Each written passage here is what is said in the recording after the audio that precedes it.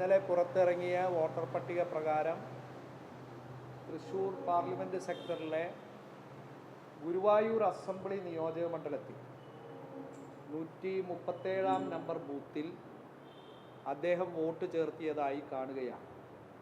കഴിഞ്ഞ അദ്ദേഹം മത്സരിച്ച ലോക്സഭാ തെരഞ്ഞെടുപ്പിൽ അദ്ദേഹത്തിൻ്റെ വോട്ട് തൃശ്ശൂരിലെ പാർലമെൻറ്റ് സെക്ടറിൽ തൃശ്ശൂർ നിയോജക മണ്ഡലത്തിലെ മുക്കാട്ടുകരയിലായിരുന്നു. ഇപ്പോൾ അത് ഈ പുതിയ SIR പ്രവർത്തനവുമായി ബന്ധപ്പെട്ട് പുറത്തിറങ്ങിയ വോട്ടർ പട്ടികയിൽ ഗുരുവായൂരിലേക്ക് മാറ്റിയിരിക്കുന്നു. തദ്ദേശ സ്ഥാപനങ്ങളിലെ തെരഞ്ഞെടുപ്പ് നടക്കുമ്പോൾ അദ്ദേഹത്തിൻ്റെ വോട്ട് തിരുവനന്തപുരത്തായിരുന്നു. അദ്ദേഹം ഇവിടെ നിയമസഭയിൽ മത്സരിക്കുമ്പോൾ അദ്ദേഹത്തിൻ്റെ വോട്ട് തിരുവനന്തപുരത്തായിരുന്നു. ഒരു ജനാധിപത്യത്തിൻ്റെ അന്തസ്സ് കാത്ത് സംരക്ഷിക്കാത്ത രീതിയിലാണ് ശ്രീ സുരേഷ് ഗോപി വോട്ടർ പട്ടികയിൽ പേര് ചേർത്തത്. ഇതൊരു കുട്ടിക്കളിയായിട്ടാണ് അദ്ദേഹം കാണുന്നതെന്നുണ്ടെങ്കിൽ അദ്ദേഹത്തിനെ തിരുത്താൻ ഭാരതീയ ജനതാ പാർട്ടി തയ്യാറാകണമെന്നാണ് ഞങ്ങൾക്ക് ഈ കാര്യത്തെക്കുറിച്ച് പറയാൻ. അവസരത്തിനൊത്ത് കാര്യങ്ങൾ സാധിക്കുന്നതിന് വേണ്ടി നിയമത്തിൽ പഴുതുണ്ട് എന്ന് വ്യാഖ്യാനിച്ചുകൊണ്ട് ചെയ്യുന്ന ഇത്തരം പ്രവർത്തനങ്ങൾ ജനാധിപത്യത്തിന് ഭൂഷണമല്ല. നിങ്ങൾക്കറിയാം, അദ്ദേഹം കാർ വാങ്ങിയപ്പോൾ അദ്ദേഹം പോണ്ടിച്ചേരിക്കാരനായിരുന്നു. പിന്നീട് അദ്ദേഹം ഇവിടെ ലോകസഭയിൽ മത്സരിച്ചപ്പോൾ അദ്ദേഹം തൃശ്ശൂരിലെ മുക്കാട്ടുകരക്കാരനായി.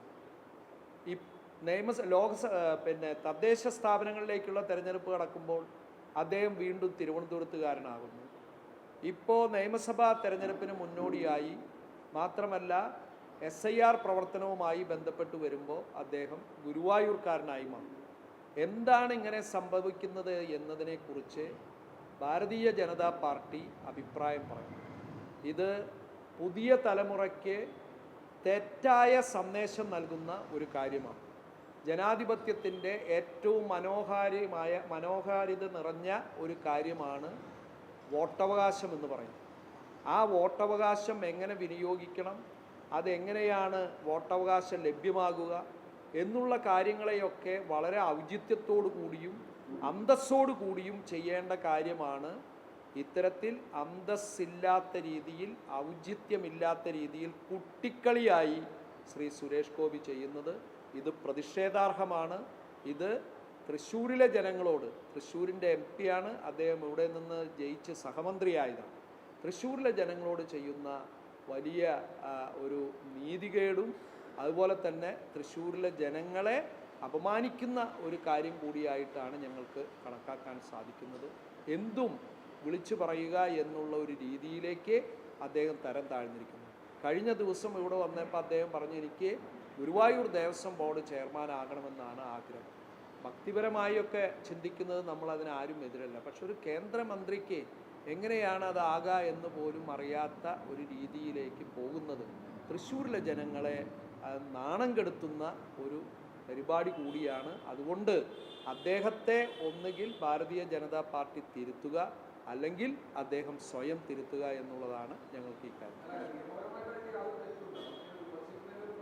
നിയമപരമായി തെറ്റുണ്ടെന്ന് ഞങ്ങൾ ആരും പറഞ്ഞില്ല. അദ്ദേഹം അവിടെ അച്യുതം അപ്പാർട്ട്മെൻറ്റിലാണ് വോട്ട് ചേർത്തിയിരിക്കുന്നത്. അദ്ദേഹത്തിന് വർഷങ്ങളായി അവിടെ ഫ്ലാറ്റ് ഉണ്ട്. ഇതൊക്കെ ശരിയാണ്. പക്ഷെ എന്തുകൊണ്ട് അദ്ദേഹത്തിന് ഈ ഫ്ലാറ്റ് ഉണ്ടായിരുന്നിട്ട് എന്തിനാണ് മുക്കാട്ടുകരയിൽ വോട്ട് ചേർത്തിയത്? അദ്ദേഹം എന്തിനാണ് തൃശ്ശൂരിൽ മുക്കാട്ടുകരയിൽ വോട്ട് ചേർത്തിയത്? എന്തിനാ? അതല്ലേ, അദ്ദേഹത്തിന് ഗുരുവായൂരുണ്ടെങ്കിൽ അദ്ദേഹം ഗുരുവായൂർക്ക് അന്ന് ചേർത്താമായിരുന്നല്ലോ. അത് ഒരു വെല്ലുവിളിക്കുന്നതാണ്. നിങ്ങൾ അങ്ങനെ പറയുകയാണെങ്കിൽ ഞാൻ ഇനിയും ചെയ്യും. അത് നിയമത്തിൽ പഴുതുകൾ ഉണ്ടാകാം. മനുഷ്യ ഏതാ അല്ല, അത് മുന്നുണ്ടല്ലോ. ലോകസഭയിൽ മത്സരിക്കുമ്പോൾ ഉണ്ട്, നിയമസഭയിൽ മത്സരിക്കുമ്പോൾ ഈ ഫ്ലാറ്റ് ഉണ്ട്. അദ്ദേഹത്തിന് അവിടെ ചേർത്താമായിരുന്നില്ലേ? നിയമസഭയിൽ മത്സരിക്കുന്നതിന് ആ കോൺസ്റ്റിറ്റ്യുവൻസിയിൽ വോട്ട് വേണ്ടല്ലോ.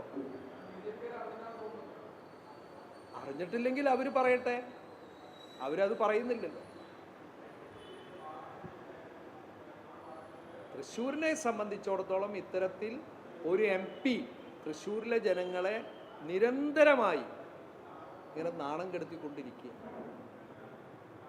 അത് തിരുത്തണം. ഒന്നുകിൽ അദ്ദേഹം സ്വയം തിരുത്തണം, അല്ലെങ്കിൽ BJP അദ്ദേഹത്തെ തിരുത്തണം.